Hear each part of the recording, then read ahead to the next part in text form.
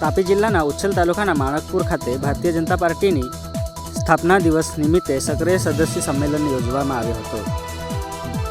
ભારતની સૌથી મોટી પાર્ટી ભારતીય જનતા પાર્ટી દ્વારા સ્થાપના દિવસની ઉજવણીના ભાગરૂપે ગુજરાતના અલગ અલગ જિલ્લાઓના કાર્યકર્તાઓને સક્રિય સદસ્ય થકી સતત કાર્યશીલ શિસ્તબદ્ધ અને પ્રગતિકારક બની જનસંપર્કમાં રહેવું એ ઉદ્દેશ સાથે કાર્યક્રમમાં ઉપસ્થિત સર્વ વરિષ્ઠ કાર્યકર્તા અને યુવા મહિલા કાર્યકર્તા હાજર રહ્યા હતા, જેમાં મુખ્ય મહેમાન તરીકે શ્રીમતી હિમાલીબેન તથા 172 વિધાનસભાના ધારાસભ્ય જયરામભાઈ ગામિત, જિલ્લા પંચાયતના પ્રમુખ શ્રી જાલમસિંહભાઈ વસાવા, ભારતીય જનતા પાર્ટીના જિલ્લા સંગઠક મંત્રી તથા જિલ્લાના પંચાયત અને તાલુકા પંચાયતના ચૂંટાયેલા પ્રતિનિધિઓ ઉપસ્થિત રહ્યા હતા।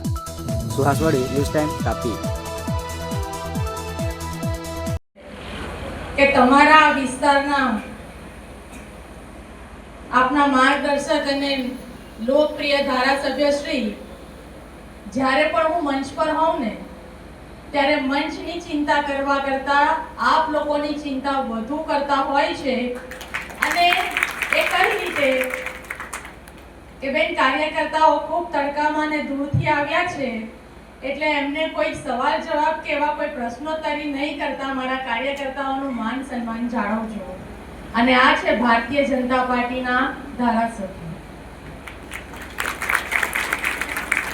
કે જેને નેતૃત્વ મળે છે, પરંતુ એ નેતૃત્વની સાથે સાથે એ પોતાના પક્ષના કાર્યકર્તાઓનું પણ સન્માન કઈ રીતે જાળવે, એમને પણ દરેક વ્યવસ્થાઓમાં એમની સાથે જોડાઈને એમને આગળ વધવા માટે હંમેશા પ્રેરિત કરે છે। આમ તો આપણા તાપી જિલ્લામાં છેલ્લા 3-4 મહિનાથી મારો સતત પ્રવાસ થતો રહ્યો છે, એટલે લગભગ તમામના ચહેરાઓ, કદાચ નામ નહીં ઓળખતી હોઉં પણ ચહેરાઓથી હું તમામને ઓળખી ગઈ છું। અને આપ લોકોનો ખૂબ પ્રેમ અને સાથ સહકાર મળ્યો।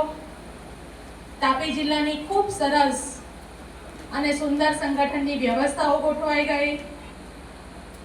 ક્યાંક આગળ પાછળ ના મળે, પદ મળ્યું ના મળ્યું, પણ એની ચિંતા નહીં કરતા આપણે સૌ આ જનસંઘની યાત્રાને આજે આગળ વધારીશું। આમ તો દરેક વિષય પર બોલવાનું હોય તો કદાચ મુદ્દાઓ ખબર જ હોય, પરંતુ આ તો જનસંઘનો ઇતિહાસ છે અને આ ઇતિહાસમાં છોડીને 21 ઓક્ટોબર 1951ના શુભ દિને નવી દિલ્હીમાં એમણે જનસંઘની સ્થાપના કરવામાં આવી। વિચાર કરો, આજે આપણે કોઈ નાના મોટા પદને છોડતા હોઈએ તો આપણને અંદરથી તકલીફ થતી હોય, પરંતુ આ એ જનસંઘના કાર્યકર્તા છે કે જેમણે પદની પરવા કર્યા વગર એમણે પાર્ટીને અને સંગઠનને મજબૂત બનાવવા માટેની એક કેડી કંડારી। અને ભારતીય જનસંઘનું ચિહ્ન હતું દીપક। અત્યારે આપણે ભારતીય જનતા પાર્ટી કમળ, પરંતુ એ સમયે અહીંયા ઘણા બધા વરિષ્ઠ વડીલો બેઠા છે, એમને ખ્યાલ જ હશે કે જે તે સમયે એ જનસંઘનું ચિહ્ન હતું દીપક।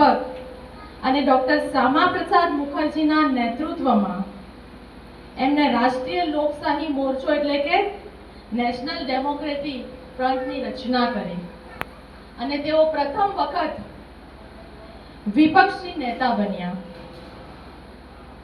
અત્યારે તો આપણે સામાન્ય કદાચ આઉટ ઓફ કન્ટ્રી ફરવા જવું હોય, અમેરિકા, લંડન, તો આપણે વિઝા લઈએ છીએ, પરંતુ એ સમયે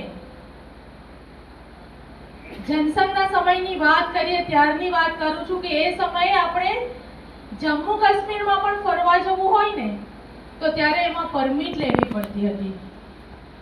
આજે